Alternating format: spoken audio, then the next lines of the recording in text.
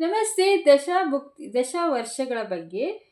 ದಶಭುಕ್ತಿಗಳೆಂದರೆ ಯಾವುದೇ ಗ್ರಹ ಸೂಚಿಸುವ ಅಥವಾ ಯಾವುದೇ ಗ್ರಹ ನಮ್ಮ ಬದುಕಿನಲ್ಲಿ ಉಂಟು ಮಾಡಲಿರುವ ಪರಿಣಾಮ ಆಗುವ ಸಮಯ.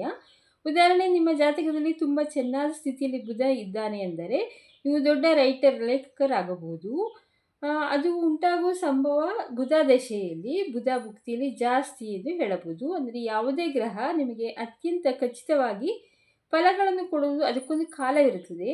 ಹುಟ್ಟಿದ ಸಮಯದ ಆಧಾರದ ಮೇಲೆ ಇದು ದಶಾಭುಕ್ತಿ ನಿರ್ಣಯ ಮಾಡಲಾಗುತ್ತದೆ. ಎಲ್ಲ ಗ್ರಹಗಳಿಗೂ ಒಂದು ನಿರ್ದಿಷ್ಟವಾದ ಅವಧಿ ಇದೆ, ಅದು ಕ್ರಮವಾಗಿ ಸಾಗುತ್ತದೆ. ಅದು ಎಲ್ಲಿಂದ ಆರಂಭವಾಗುತ್ತೆ ಎನ್ನುವುದು ಜನನ ಸಮಯದಲ್ಲಿ ಚಂದ್ರ ಎಲ್ಲಿದ್ದ ಎನ್ನುವುದರ ಮೇಲೆ ನಿರ್ಣಯವಾಗುತ್ತದೆ. ನೀವು ಹುಟ್ಟಿದಾಗ ಯಾವ ನಕ್ಷತ್ರ ಇರುತ್ತದೋ ಅದರ ಮೇಲೆ ದಶಾಭುಕ್ತಿ ನಿರ್ಣಯವಾಗುತ್ತದೆ. ರವಿ ದಶ 6 ವರ್ಷ ಇರುತ್ತದೆ, ಚಂದ್ರ 10 ವರ್ಷ, ಮಂಗಳ 7, ಬುಧ 17 ವರ್ಷ, ಗುರು 16 ವರ್ಷ, ಶುಕ್ರ 20 ವರ್ಷ, ಶನಿ 19, ರಾಹು 18, ಕೇತು 7 ವರ್ಷ ಇರ್ತದೆ. ನಕ್ಷತ್ರಗಳಲ್ಲಿ ಕೃತಿಕ ನೀವು ಹುಟ್ಟಿದಾಗಿದ್ದರೆ ಉತ್ತರ ಅಥವಾ ಉತ್ತರಾಷಾಢ ನಕ್ಷತ್ರ, ನೀವು ರವಿ ದಶೆಯಲ್ಲಿ ಹುಟ್ಟಿರುತ್ತೀರಾ. ರೋಹಿಣಿ, ಹಸ್ತ, ಶ್ರವಣ ಚಂದ್ರ ದಶೆಯಲ್ಲಿ ಹುಟ್ಟಿರುತ್ತೀರಾ. ಮೃಗಶಿರ, ಚಿತ್ತ, ಧನಿಷ್ಠ ಕುಜ ದಶ. ಆರಿದ್ರ, ಸ್ವಾತಿ, ಶತಭಿಷ ರಾಹು.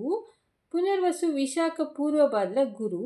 ಆಶ್ಲೇಷ, ಜ್ಯೇಷ್ಠ, ರೇವತಿ ಬುಧ. ಪುಷ್ಯ, ಅನುರಾಧ, ಉತ್ತರಭಾದ್ರ ಶನಿ. ಮಕ, ಮೂಲ, ಅಶ್ವಿನಿ ಕೇತು. ಪುಬ್ಬ, ಪೂರ್ವಾಷಾಢ, ಭರಣಿ ನಕ್ಷತ್ರ ಇದ್ದರೆ ಶುಕ್ರ ದಶೆಯಲ್ಲಿ ಹುಟ್ಟಿರ್ತೀರ.